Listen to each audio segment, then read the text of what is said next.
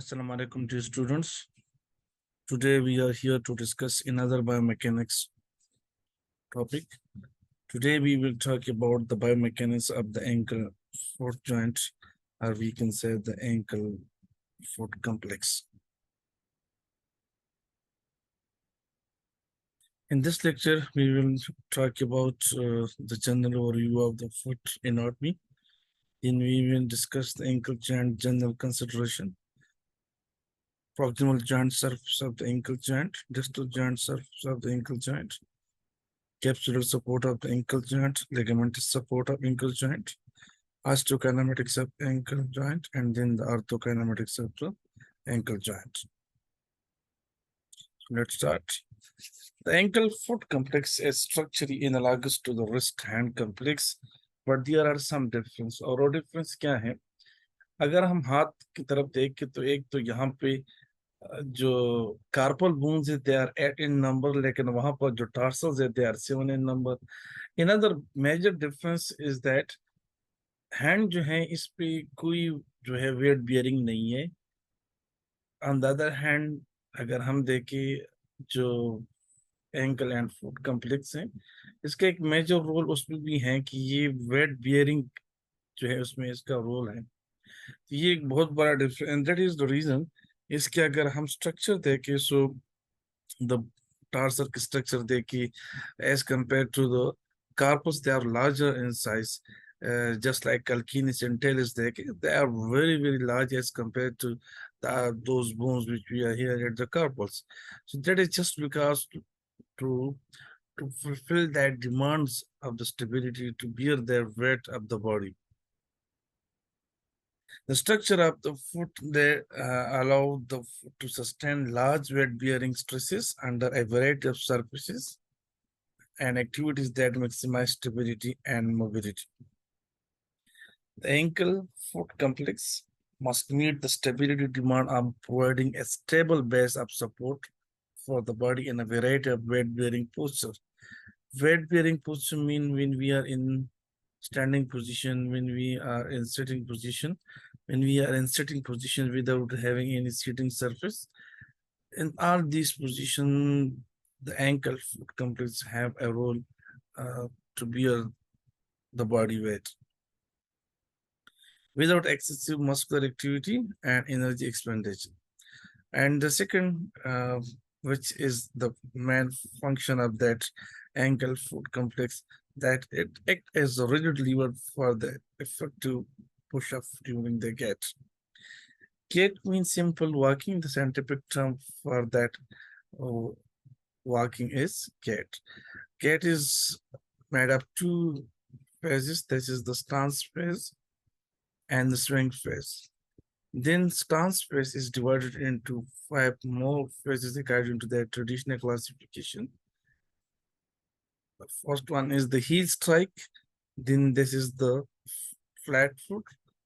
The third one is the mid stance. Then this is the heel off, and the last one is the toe off, which we can also call as the push off. So that's ankle and foot complex that act as a rigid lever for that effective push-off during the gait. While the swing phase, and that is then consists of the early swing, the mid swing, and then the late swing. We will discuss the gait different parameters as well as the gait detail in the end of this lecture.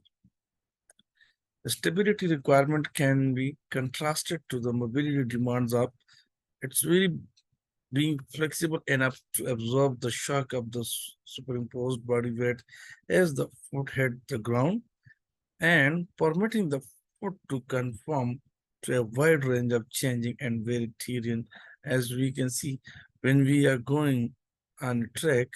So there may be a smooth surface, there may be a very rough surface, there may be uneven surface, there may be stony surface, there may be soft surface.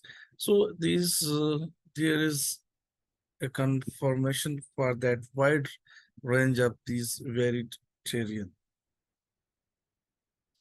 If we talk about the general anatomy of the ankle foot complex, So as an overview, the ankle foot complex that total have 28 bones, and these 28 bones that form 25 component joints. Among these 25 component joints, the joints include the proximal and distal tibiofibular joints, the talocrural joint, which is also known as the ankle joint, the talocalcaneal joint, also known as the subtalar joint, the talonavicular and the calcaneocuboid joints. These both are combinedly known as the transverse tarsal joints.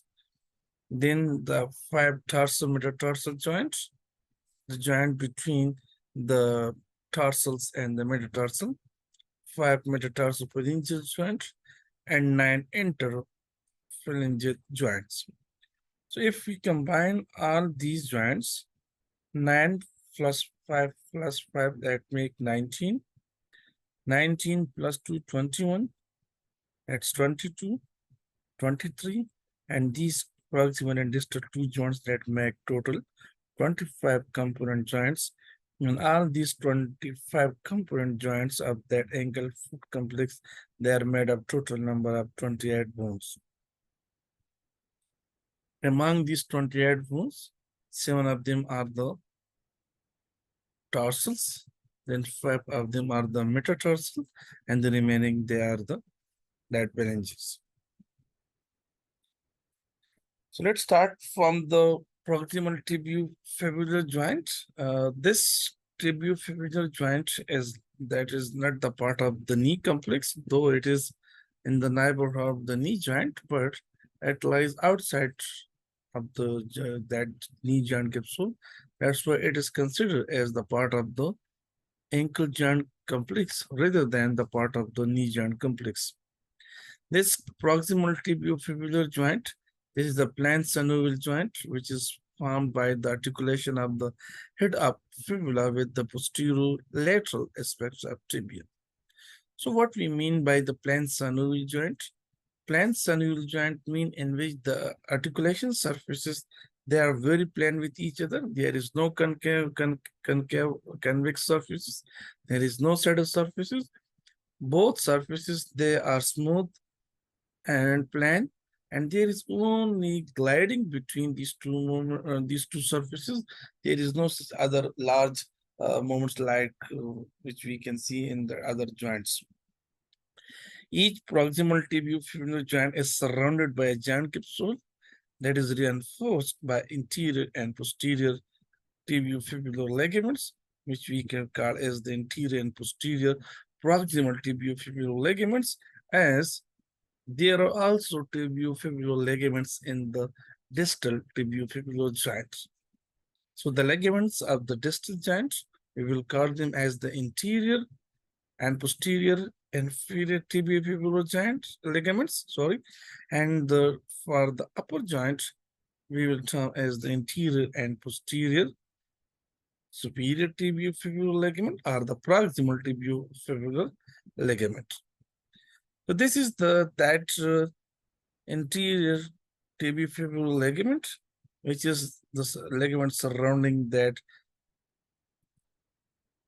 proximal tibiofibular joint. Just above the interior tibiofibular ligament, there is a small ligament, which is the popliteofibular ligament. That is the ligament which connects the one attachment is on the fibular head, while in the other end that is attached to that popliteus muscle. So this is the anterior view of that proximal tibiofibular joint. This is that lateral popliteal nerve, which is lying inferior to that proximal tibiofibular ligament. This is the posterior view of the proximal tibiofibular joint. These are the ligaments, which is known as the posterior proximal tibiofibular ligament. Just superior to that posterior proximal tibiofibular ligament, on the superior posterior surface of the fibular head, there is a ligament which is known as a group of ligaments. There are 3 actually ligaments, and all these three ligaments combined called as the arcuate ligament complex. Remember one point, this arcuate ligament complex, they are very associated with the ACL injury, and almost in 90% cases of the ACL rupture, there is sprain of this arcuate ligament complex, and when there is sprain of the arcuate ligament complex along with ACL rupture, this sign is known as the arcuate sign, which is actually a secondary sign on the MRI findings of the that ACL rupture. This is the triangular shape, posterior small muscle, that popliteus muscle, that is the popliteus tendon, that is that muscular end of that popliteus muscle. That is the posterior view, and that is the interior view of the proximal tibiofibular joint. The moments in these joints is just gliding against each other. There is no such other moment at this joint, and that's why this joint is known as the plane synovial joint. The distal tibiofibular joint, this is a syndesmosis, and which means a simple fibrous union. This distal tibiofibular joint, that is not an actually joint. There is no actual contact between the tibial surface and the fibular surfaces. Between the concave facet of the tibia and the convex facet of the fibula, there is some structures which we can call as the fibroadipose tissue. These fibroadipose tissue that separate these two surfaces, and due to that, they actually do not come into contact with each other. Although there is no joint capsule, there are several associated ligaments at the distal tibiofibular joint, and these ligaments, they are combinedly known as the high ankle ligament. And when there is sprain to these ligaments, then there is a term in medically which is known as the high ankle sprain. So there is two separate terms. One is the ankle sprain, which is actually the sprain of the ligaments of the lateral side and middle side ligaments of the ankle joint, while high ankle sprain, that mean the sprain in the distal ligaments of the distal tibiofibular joint, which is actually known as the high ankle ligaments. Because the proximal and distal joints, they are linked, all the ligaments lie between the tibia and fibula, contribute to stability at both joints. One difference between the distal and proximal tibiofibular joint is that, in sense of that ligaments, there were only two ligaments at the superior joint, which is the proximal tibiofibular joint, and these two ligaments were the interior and posterior ligament. But inferiorly, the distal tibiofibular joint, there are three ligaments which are supporting this joint, the distal tibiofibular joint. One is the interior and posterior inferior tibiofibular ligament, and the other is the transverse ligament, which is present on the posterior surface. So we can see here, this is that tibia, this is that fibula, and this is the posterior view. This is the medial side. This is the lateral side, the fibular side, and this ligament is known as the posterior inferior tibiofibular ligament, while this IO, that is the interosseous membrane. Interosseous mean the membrane between the two bones, that interosseous mean between the bones.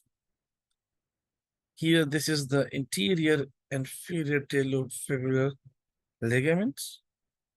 This is the lateral view. This is the interior. This is the posterior. And if we look at here, this is that posterior view. Here are two ligaments. One is the posterior inferior tibiofibular ligament, and the other ligament which is deeper to that posterior and inferior tibiofibular ligament is the transverse ligament, while on the interior side there is a single ligament known as the interior and inferior tibiofibular ligament. This test is known as the squeeze test. If someone have the high ankle sprain, then this test, the squeeze test, is a provocative test for that injury, which we call as the syndesmotic injury.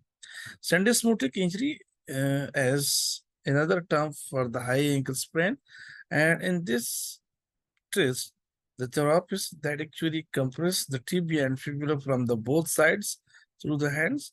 This hand will just compress from that side, while this hand will compress from that side. So these compression will be against with each other, and if during this compression of the two medial and lateral surfaces against each other, if the patient feels some pain at this area, then which is that there is indicating this area. If there is pain at that area after squeezing of the medial and lateral surface against each other, then it is a positive test for that syndesmosis injury or the high ankle sprain. But if there is no increase in the intensity of the pain after squeezing these two surfaces, then this test is negative for the high ankle sprain, and then there may be the ankle sprain. So these are the proximal tibiofibular joint, while this is the distal tibiofibular joint. You can see here that there is no direct contact between the two surfaces. This is interosseous membrane, the membrane present between the medial surface of the fibula and the lateral surface of that tibia. This is the head of the fibula. This is the proximal tibiofibular joint, which is actually a plain synovial joint. These two are the lateral and medial condyle of the tibia. This is the tibial tuberosity, जहाँ पर ACL जो है attach होता है. Sorry, जहाँ पर जो patellar tendon होता है, that is attached here to the tibial tuberosity. While these are the intercondylar eminence.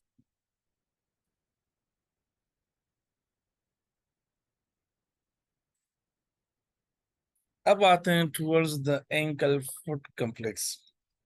हमने हाई एंकल जो है उस पर बात की, हमने इंट्रोसिस मेम्ब्रेन पर बात की, हमने proximal and distal tibiofibular joint पर बात की.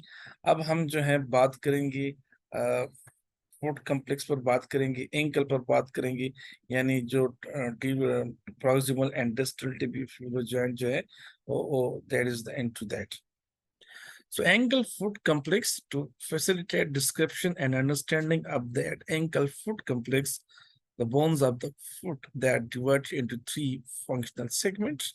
And these three segments, they are the hind foot, which is also known as the posterior segment, the mid foot, which is also known as the middle segment, the forefoot, which is also known as the interior segment. Out of the 7 tarsal bone, the two posterior, which is also the two largest tarsal bone, the calcaneus and the talus, they both make the hind foot. So hind foot are the posterior segment. The hind foot is also known as the rear foot. So rear foot or the hind foot is composed of the talus and calcaneus. Calcaneus is the largest tarsal bone, while the second largest tarsal bone is the talus. The midfoot or the middle segment, that is composed of the navicular, cuboid, and the 3 cuneiform bones. It means out of the total 7 tarsal bone, the posterior 2 large tarsal bone, they make a hand foot, while the remaining 5, including the navicular, cuboid, and 3 cuneiform bones, these 5 tarsals, they make the midfoot or the middle segment. 3 cuneiform bones mean one is the medial cuneiform, the other is the intermediate cuneiform, and the other one is the lateral cuneiform bone.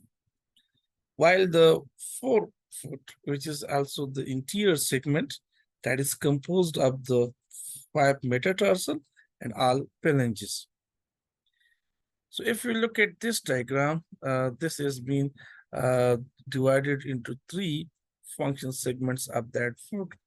So that is the talus, and this is the calcaneus, and the talus and calcaneus both, they make the hind foot.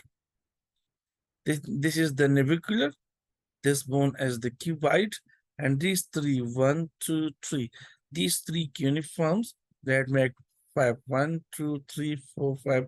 This actually known as the mid foot. This is the lateral cuneiform. This is the middle or intermediate cuneiform, and this is the medial cuneiform. Among these 3, that the medial one is slightly larger than the other 2. And then the 5 metatarsals and the phalanges, they make the 4 foot, which is actually the interior segment. This is the middle segment, and this is the right segment or the posterior segment. So that was the division of the foot bones into the hind foot, mid foot, and the forefoot. This is another diagram showing these 3 functional segments from the lateral side. This is the calcaneus and talus. So from this area, this posterior segment, this is known as the right foot or the hind foot, talus and calcaneus. The navicular bone, which is attached to the talus, and the cuboid, which is attached to the calcaneus. You can remember these 2, that C calcaneus and C cuboid. So that Kaku, that CC, that is actually the 2 bones. The cuboid is present on the lateral side, while navicular is present on the medial side. So the navicular is connected with the talus, while the cuboid is connected with the calcaneus. There is connection of the navicular and cuboid as well, while the navicular is also connected with the 3 cuneiform bones, which are the lateral, middle, and the medial one. So that is the middle segment, the midfoot, and then the 5 metatarsals, and then the phalanges, they are making the interior foot or the forefoot.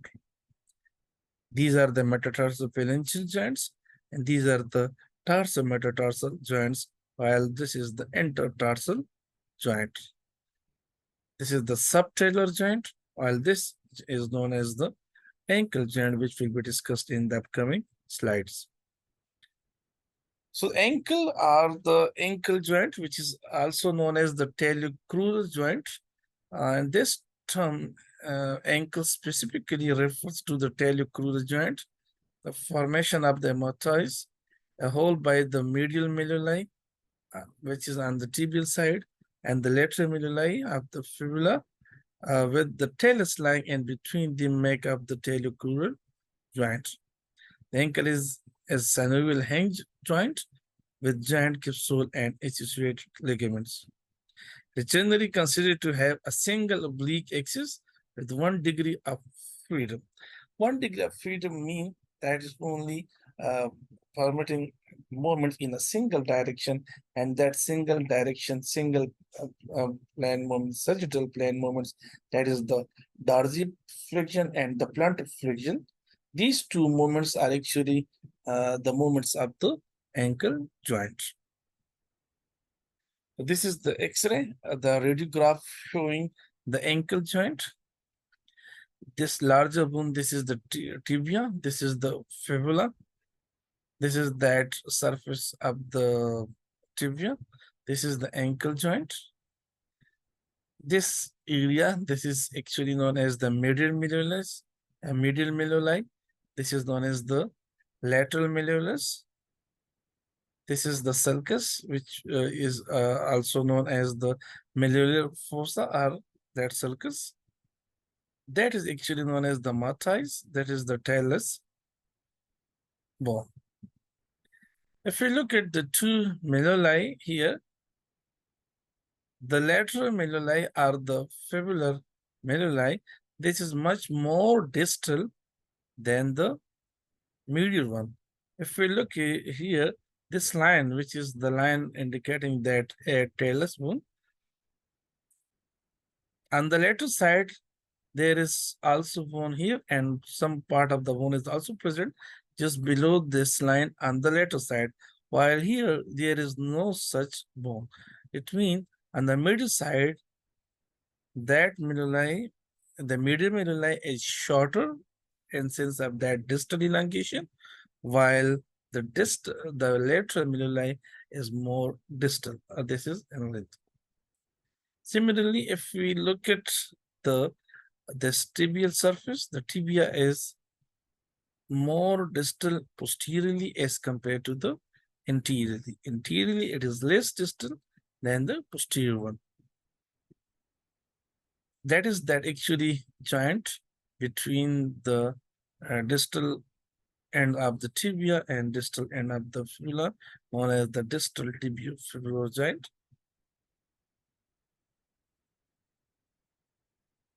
The ankle joint proximal articular surface that is actually composed of the concave surface of the distal tibia and the tibial and fibular malleoli. If we look at the slide on the previous slide, so that is actually known as the proximal articular surface of the ankle joint, which is made of the distal or the inferior surface of that tibia, and the medial and the lateral malleoli are the tibial malleoli and the fibular malleoli.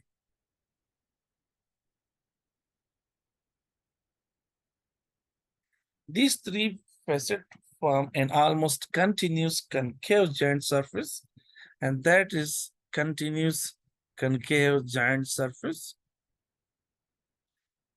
This concave joint surface that extend more distally on the fibular lateral side, as we can see here, than the medial side, and more distally on the posterior margin of the tibia than on the interior margin, as we discussed in the previous slide. The structure of the distal tibia and the malleoli is referred to as matrice. This is that more distal than the medial one, while this is that more distal than the interior one. This is actually the posterior view of the ankle joint.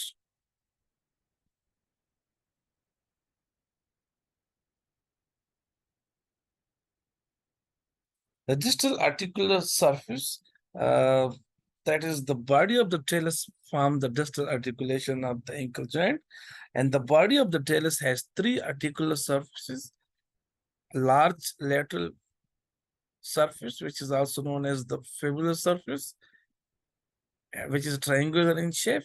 So that large lateral facet is also known as the fibular facet, while a small medial facet, also known as the tibial facet, is a comma shaped, and a trochlear facet, which is actually the superior facet. The body of talus also appears wider interiorly than posteriorly, which gives it a wedge shape. It means that is more wider interiorly and that is narrower at the posterior end, which gives a wedge shape. The articular cartilage covering the trachea is continuous with the cartilage covering the more extensive lateral facet and the smaller medial facet. The structural integrity of the ankle joint is maintained throughout the range of motion of the joint by a number of important ligaments, which we call as the medial and lateral ligaments of the ankle joint, which will be discussed in the upcoming slides. So this is actually the body of the talus with its trochlear superior surface. The medial are the tibial facet, and the lateral are the fibular facet, which form the distal aspect of the ankle joint. The subtalar joint, which is also known as the talocalcaneal or joint, is the joint between the talus and calcaneus, and that is a composite joint formed by the three separate plane articulation between the talus superiorly and calcaneus inferiorly. This subtalar joint provides a triplanar movement around a single joint axis. And the articulation, if we talk about the articular surface, the posterior talocalcaneal articulations, they have the largest concave facet, which is on the body of talus, and the convex facet, which is in the calcaneus superior surface.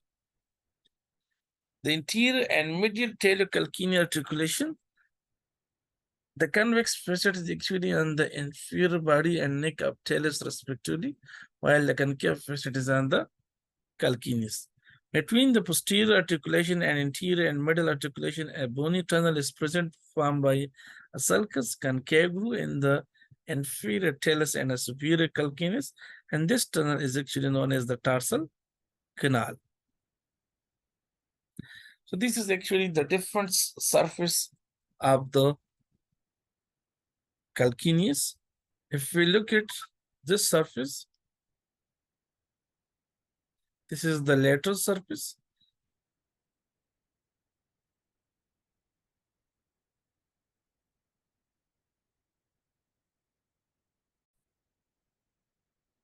This is the plantar surface. This is the medial surface. This is the lateral surface. This is the posterior one. Here is that point where the calcaneus tendon attached. If you look at the lateral surface is rough and almost flat. There is two projection, we can say that, or we can say outgrowth. One is the fibular trochlea, and the other is that attachment of the calcaneofibular part of the lateral collateral ligament on the ankle joint on this posterior superior tubercle. There are three surfaces which are for that subtalar joint: the posterior talar articular surface, the interior talar articular surface, and the middle talar articular surface. And this is the calcaneus tubercle. This is the notch which is present between the two projections. The broader and larger medial projection, which is known as the medial process, while the lateral and smaller projection is known as the lateral process. That is, this is a groove for the tendon of the flexor hallucis longus.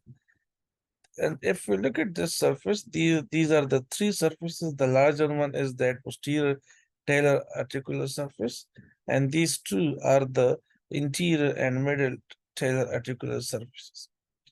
If we look at on the medial side, there is a lateral side, medial side projection, which is actually known as the substanticulum tali. There is the upper part of the posterior surface, and this is the middle part of the posterior surface, while this one is the lower part of the posterior surface. This is for that calcaneocuboid joint, which is the joint between the cuboid and the calcaneus. So there are different surfaces of the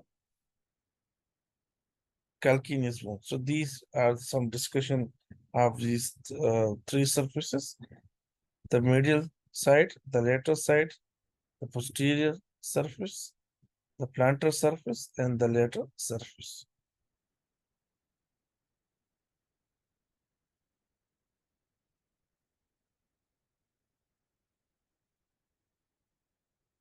Tarsal canal. The tarsal canal has two ends. One is the larger end, the other is the smaller end.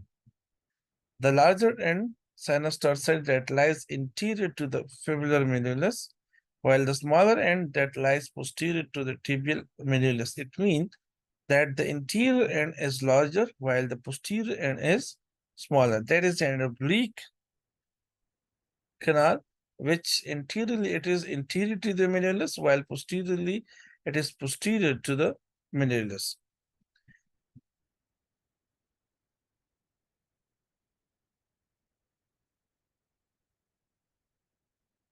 If we further talk about this tarsal canal, uh, above a bony horizontal shape, a calcaneus is called as sustentaculum tilli, which we discussed in the previous slide.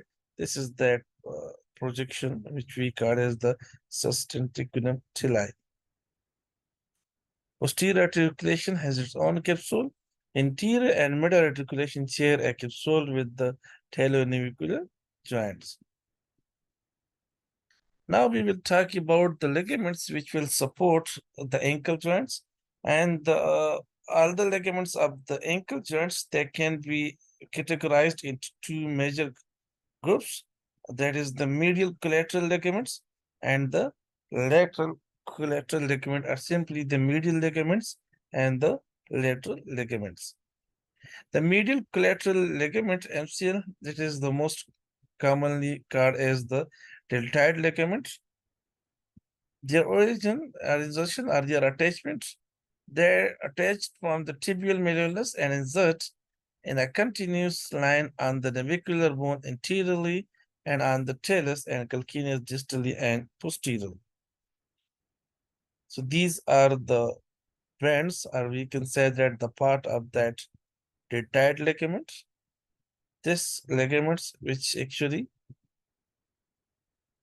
that is the posterior, this is the tibial end and the medial side.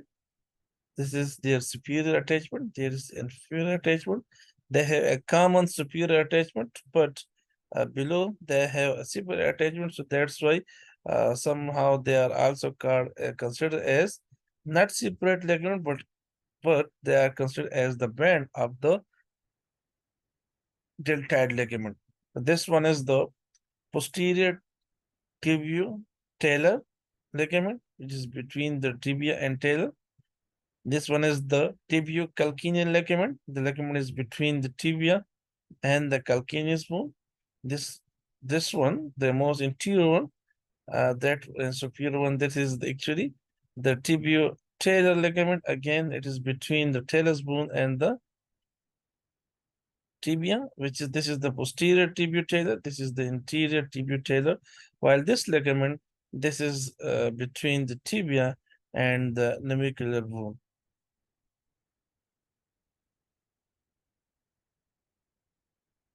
So these four ligaments are bands that are collectively known as the deltoid ligament.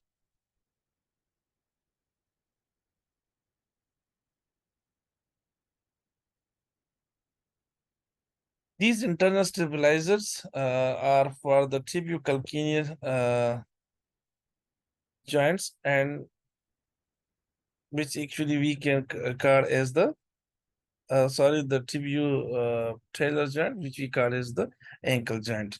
And these ligaments are bands are the tibio-calcaneal ligaments, the tibio-navicular ligaments, interior talotibial ligament, and the posterior talotibial ligament, which we discussed from here they are attached. So all of them, they are attached to tibia, and then they are spread inferiorly to the separate attachment to the talus as well as calcaneus as well as the navicular. This is another diagram which is showing as them as the single ligament, deltoid ligament, and they have different fibers or bands: the tibio-navicular band, the tibio-calcaneal band, and the tibio-talar band, which are the interior and posterior tibio-talar fibers or band.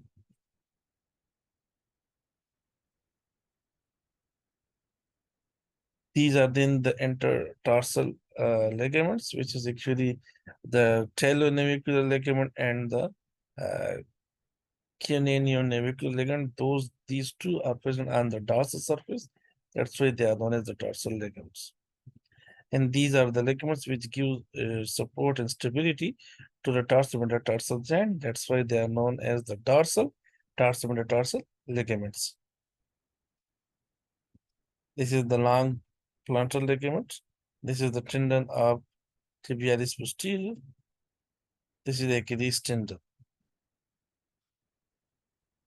The medial collateral ligament control and limit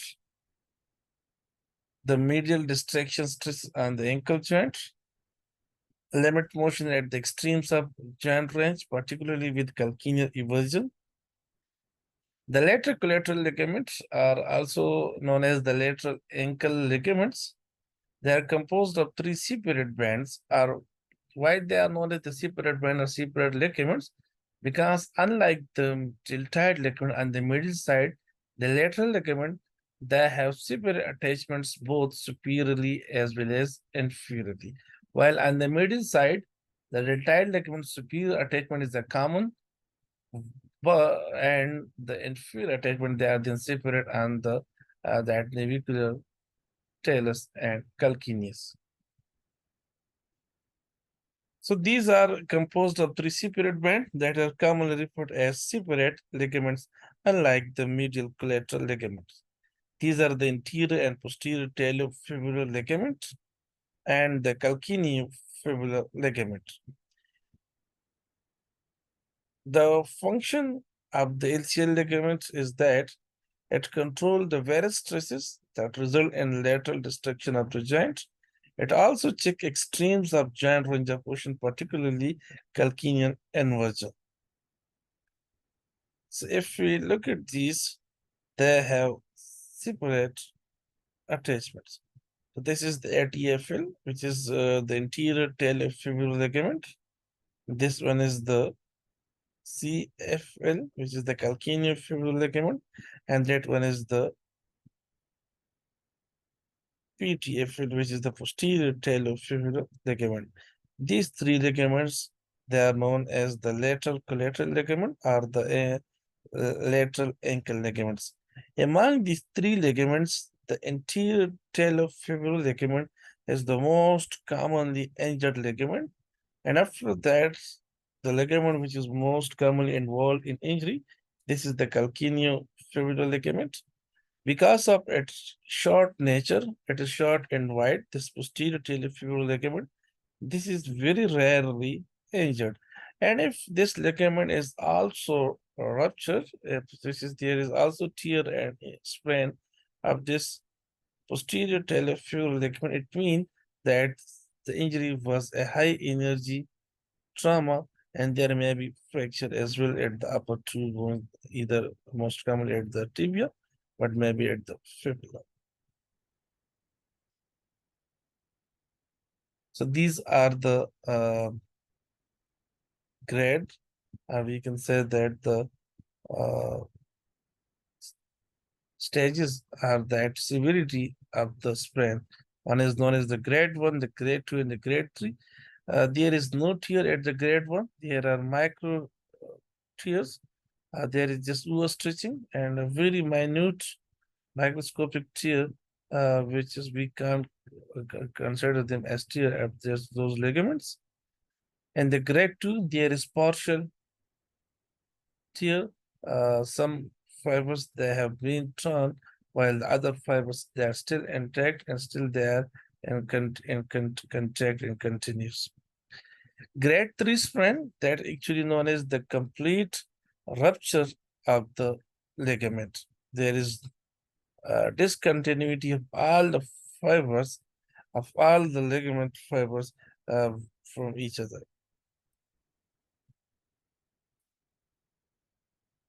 This is that ligament which is actually most commonly involved and most common injured ligament, not among these lateral ligament, but among all ligaments of the ankle and foot complex.